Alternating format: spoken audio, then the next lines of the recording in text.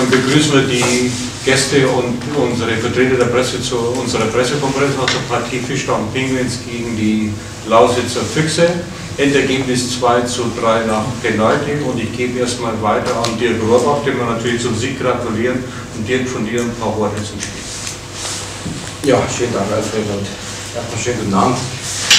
Natürlich ist es nicht so leicht, auswärts nach 2 deftigen Niederlagen, 10:0 und 8:1, dieses Gefühl auswärts zu spielen. Ja, wir haben sehr hart trainiert die Woche, wir haben sehr defensiv trainiert, und das hat die Mannschaft heute umgesetzt, und das hat man gesehen, dass das auch mehr Sicherheit gab unseren Spielern, dass sie viele Zweikämpfe auch gewonnen haben, und sie wurden unterstützt, und das war, denke ich mal, sehr wichtig, um Bremerhaven nicht so leicht ins Spiel kommen zu lassen. Und selbst nach dem ersten Drittel, wo Bremerhaven 1:0 führt, haben wir weiter so agiert, sind nicht, haben uns nicht geöffnet und haben immer auf Konter gelauert und konnten das 1:1 dementsprechend auch abschließen. Dann war eine Überzahlsituation, die wir auch nutzen konnten, und so war man nach 14 Minuten erstmal, hat man dieses Selbstvertrauen wieder gehabt. Ja, ich kann mich nur daran erinnern, dass es wirklich die letzten 2 Auswärtsspiele schon nach 2 Dritteln war alles verloren oder alles gegessen. Und das war sehr wichtig für die Mannschaft, dass wir gemerkt haben, okay, wenn wir defensiv spielen, wir haben aber auch viele Möglichkeiten. Und das haben wir gesehen und gezeigt. Und gut, kam das 1:1 relativ schnell im letzten, 2:2 relativ schnell im letzten Drittel.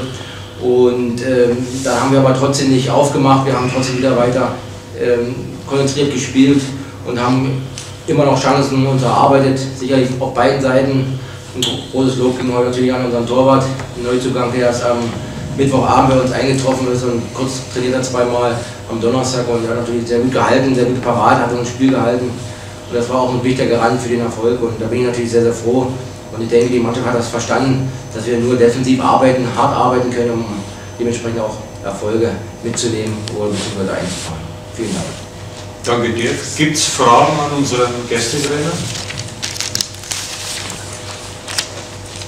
Okay, wenn es keine Fragen gibt, dann leite ich gleich weiter an Gunnar Leithoff. Gunnar, von dir das Wort. Ja, klar, wenn man in Penalty verlieren, dann das ist immer bitter, aber ich muss nicht das Penalty-Schießen kommentieren, für ich glaube, es war ein Schütze von 10, wo da getroffen ist. Aber in ganz und Großen muss ich sagen, der erste Drittel hat wir gut gespielt, hat wir besonders die ersten 10 Minuten sehr kontrolliert, sehr Scheibekontroll, hatte unsere Chance sogar ein bisschen mehr als 1:0 führen. Das weiß, was auch seine Chancen haben. Das geht nicht in Eishockey, das ist nicht, die haben auch Chancen, aber in ganz und große erste Drittel, aber dann gehen wir aus, also, und da bin ich ein bisschen, muss ich ehrlich sagen, wenn sehr routinierte Spieler dann Beschlüsse nimmt, wo man manchmal in Junioren-Eishockey nur macht, und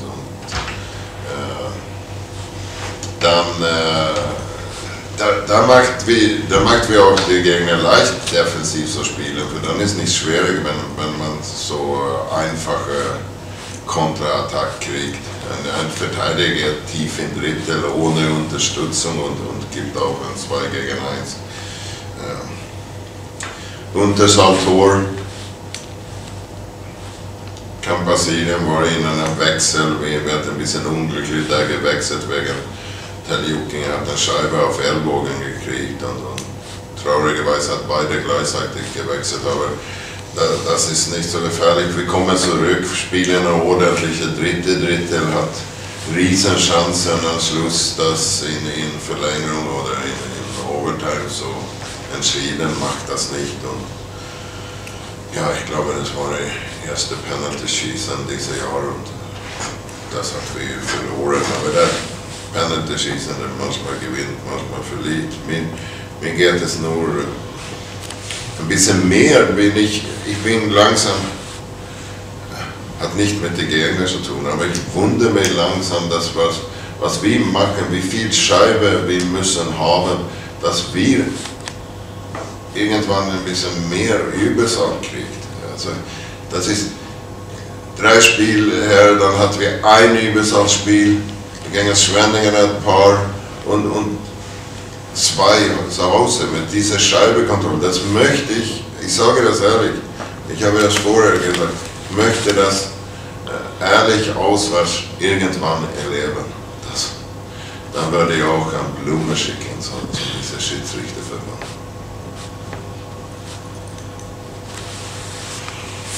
Also das geht mir zum Wundern. Also wenn das passiert, ein Spiel, zwei Spiele, jetzt ist das dritte Heimspiel, wo wir eigentlich zusammen ein paar Übungen haben.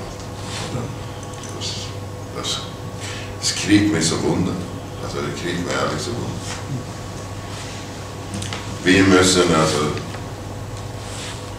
brutal dreckig spielen und komisch nach vorne, trotz dass wir Scheibebesitz hat, das verstehe ich nicht. Da habe ich Schwierigkeiten zu verstehen. Aber das ist nicht der Grund. Wir schießen auch so wenig in ein besonders das erste Drittel.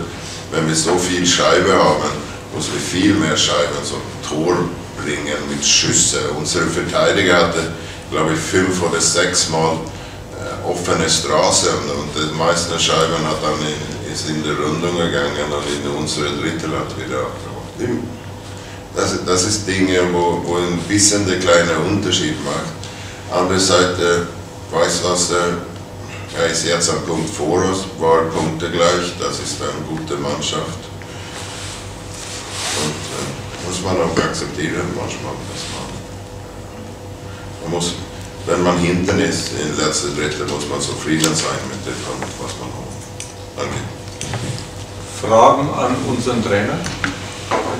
Gunnar, vielleicht 2 Sätze noch zu Patrick Beck, das war ja das erste Spiel heute Abend. Ja, ich finde, dass besonders in Anfang hat er viele Akzente gesetzt. Und er war sehr fleißig mit der Scheibe. Das gab es auch gute Zusammenspiele. Er und Kreuzer in erste Drittel oder erste Drittel war auch ein bisschen mehr flüssiger. Da hatten wir mehr bessere, nicht so lange Wechseln gehabt, besser gewechselt und im zweiten Drittel waren wir ein bisschen aus dem Spielfluss. Deswegen hatte ich im dritten Drittel probiert mit ihn in der zweiten Reihe für Sam. Ja, da meistens, wenn die so drauf ist, hat wir, ja, das war sicher schwierig für ihn, aber wir waren gezwungen, etwas zu probieren. Wir waren ein Tor hinten und dann möchten wir etwas probieren, aber ja, ganz ordentlich, muss ich sagen. Auch überrascht mich, er war ein von den wenigen Spielern, wo auch ein Check durchgefahren. Ja. Möglich muss wir uns da, besonders diese Spiele, ein bisschen so Oberliga fahren und gucken, dass man auch darf Körper spielen in der Liga. Weitere Fragen? Okay, wenn es keine weiteren Fragen mehr gibt, dann kommen wir zu dieser Rubrik Statistik, Zahlen und Mitteilungen. Der heutigen Partie haben 2603 Zuschauer ihr Interesse geschenkt.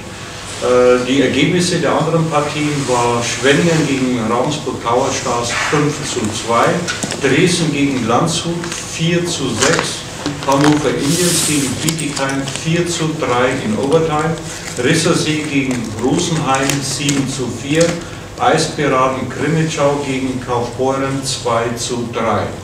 An dieser Stelle erlauben Sie mir noch eine kleine Bemerkung zu der Verpflichtung von Patrick Beck. Wir möchten uns da ganz herzlich beim Förderverein der Fischtown Pinguins nochmal bedanken, die mit einer nicht unbeträchtlichen Summe dafür gesorgt haben, dass dieser Transfer für uns also erst möglich war.